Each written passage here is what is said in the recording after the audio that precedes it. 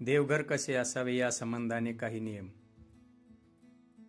मित्रांनो, श्री स्वामी समर्थ. देवघर बनवताना व पूजा करताना काही बाबीकडे लक्ष देणे गरजेचे आहे. देवघर वरून नेहमी चपटे असावे. देवघर ईशान्य कोपऱ्यात असायला पाहिजे. हे शक्य नसेल तर पूर्व किंवा पश्चिम दिशेला असायला पाहिजे. देवघरात कुलदेवता, देवी, अन्नपूर्णा, गणपती, श्रीयंताची स्थापना करायला पाहिजे. काही महत्त्वाच्या सूचना. तीर्थक्षेत्रातून विकत घेतलेल्या वस्तू देवघरात ठेवणे टाळायला हव्यात. पारंपरिक मूर्तीचीच पूजा केली पाहिजे. मूर्तीची स्थापना आसनावर करून पूजा करताना देखील आसनावर बसून पूजा केली पाहिजे. देवघरातील मूर्ती 4 इंचाहून जास्त उंच नको. देवघरात नाचणारे गणपती, तांडव करत असलेले शंकर, वध करताना कालिका आदी मूर्ती किंवा फोटो ठेवू नये. देवघरात महादेवाच्या लिंगाच्या रूपात आराधना केली पाहिजे, मूर्तीच्या स्वरूपात नाही. पूजा करताना तोंड उत्तर किंवा पूर्वेकडे असायला पाहिजे किंवा आग्नेय कोपऱ्यात देवघराच्या असायला पाहिजे. पाणी उत्तरेकडे ठेवायला पाहिजे. पूजेत शंख, घंटेचा उपयोग जरूर करावा. निर्माल्य, पुष्प, नारळ इत्यादी पूजेनंतर विसर्जित केले पाहिजे. हे घरात ठेवणे वर्जित आहे. पूजेचे पवित्र जल घराच्या प्रत्येक कोपऱ्यात शिंपडायला पाहिजे.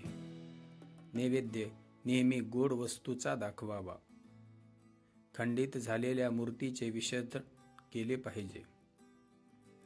विसर्जनाच्या अगोदर त्यांना नैवेद्य दाखवावा. देवघर व देव्हारा कसा व कोणत्या दिशेला असावा याचे मार्गदर्शन. प्रत्येक कुटुंबाच्या घरी देव्हारा असणे अत्यावश्यक आहे. ज्या घरात देव्हारा नाही ते घर आध्यात्मिक दृष्ट्या स्मशानवत आहे.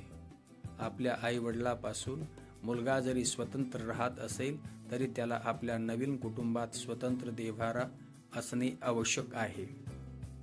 देवपूजेशिवाय कौटुंबिक जीवन हे एक प्रकारे असुरी जीवनच असते.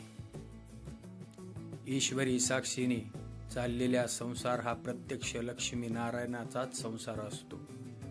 ज्या घरात ईश्वराची नित्यपूजा अधिष्ठान होत नाही ते एक प्रकारे चतुष्पादाचा म्हणजे पशुतुल्य संसारी जीवनच असते. कुटुंबाचे सर्व व्यवहार हे ईश्वर साक्षीनेच व्हावेत.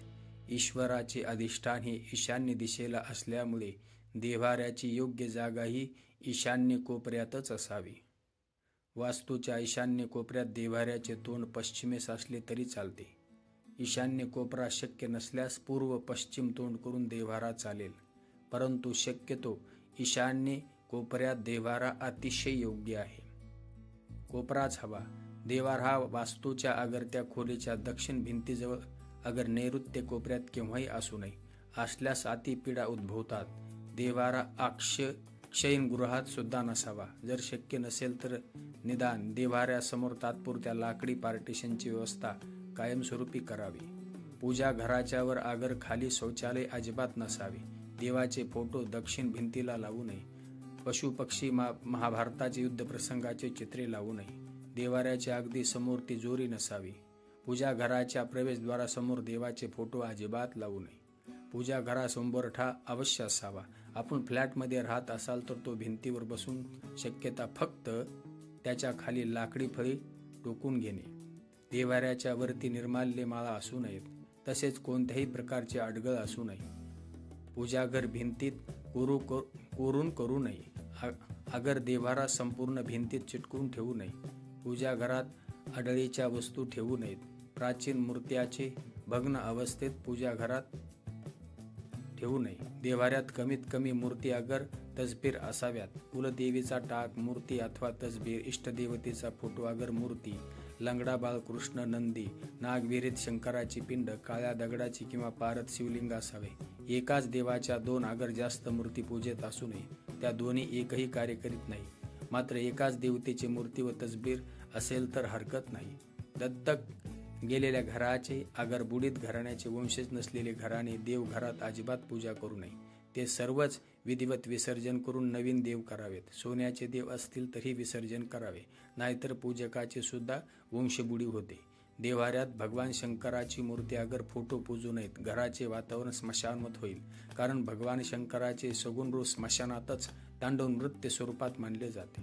संसारी माणसाने मारुतीची देव्हाऱ्यात पूजा करू नये. कुटुंबाचा वंश खंडित होण्याची शक्यता किंवा धोका असतो. देव्हाऱ्यात शनीची सुद्धा पूजा करू नये. सर्व जीवन संकटमय अति उदासीन राहते.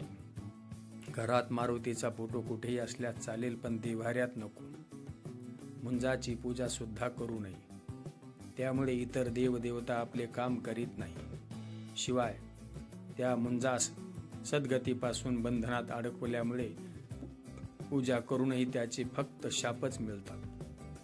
देव्हाऱ्यात गायत्री मातेची सुद्धा पूजा करू नये, कारण गायत्री मातेचे स्वरूप पराकोटीचे पवित्र असून त्याचे शिव पाळणे खूप कठीण आहे.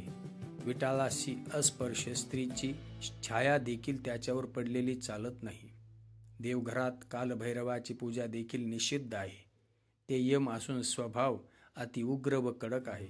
मसोबा सुद्धा देवघरात पूजू नये, त्यामुळे कुलदेवीचे छत्र कुटुंबावर राहत नाही. कुटुंब नित्य अनेक संकटांनी पीडित असते. देव्हाऱ्यात पिराची अगर पिराच्या चिन्हाची पूजा करू नये, त्यामुळे इतर हिंदू देवतांची कृपा लाभत नाही. गुरु व शिष्य याची एकाच वेळी पूजा करू नये, शिष्याचा कोप होतो. देवतेच्या मूर्ती शोभेसाठी शोकेसमध्ये ठेवू नयेत, नाहीतर ते आपली शोभा करतात. देव्हाऱ्यातील मूर्ती 4 इंचापेक्षा मोठ्या नसाव्यात. जास्त उंचीच्या असल्यास विसर्जन करावे. देवांना माशी लागलेली असू नये. देव भग्न छिद्र पडलेले, आसन आयुधे हालत असलेली, चिर गेलेली, विद्रूप झालेले, पाण्यात टाकल्यावर बुडबुडे येणारे देव नसावेत. ताबडतोब विसर्जन करून नवीन मूर्ती स्थापन कराव्यात. देवाच्या मूर्ती पूर्वाभिमुख अथवा पश्चिमाभिमुख असाव्यात. बक्षीस म्हणून मिळाले किंवा सापडलेले देव देवघरात पूजू नयेत. आसरा देखील देवघरात पूजू नये. आसऱ्याचे शुक्रवारी विधिवत विसर्जन करावे. देव्हाऱ्यात सकाळ संध्याकाळ नैवेद्य अर्पण करावा. त्याशिवाय घरात कुणी जेवण करू नये. सकाळी लवकर डब्बा किंवा लहान मुलांना जेवण खाऊ घालायचे असेल तर उष्टे व्हायचे अगोदर देवाचा नैवेद्य बाजूला काढून नंतर नैवेद्य दाखविला तरी चालते.